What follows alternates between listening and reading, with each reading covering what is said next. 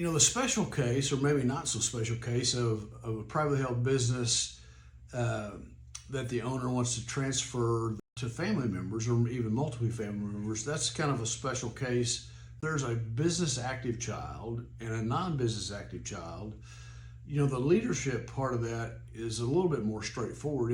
On the ownership side, it becomes a question of fairness versus equality. For the business active child, it makes sense that they would end up with the equity or the ownership of the company.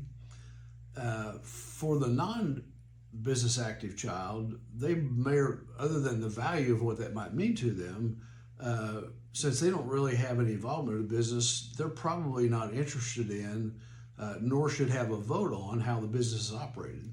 And so, if the senior generation has plenty of net worth, both inside and outside the business, then roughly the business active child ends up with a business some kind of way, and the non-business active child ends up with some of mom and dad's assets that are outside the business. As is the case of most business owners, a substantial portion of their net worth, maybe even most of their net worth, is tied up in the business, and so that can be a little more difficult. A way to do that is to target the ownership of the company for the business active child, and perhaps life insurance on one of the parents for the non-business active child. Another way to do that is to have the business active child buy a portion of the company through bonuses or maybe even some bank debt.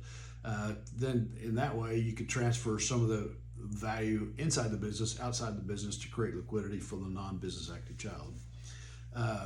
It's a challenge about what's fair versus what's equal. That can be a very stressful and challenging time for families, both at the senior generation and the second generation aspect of the conversation.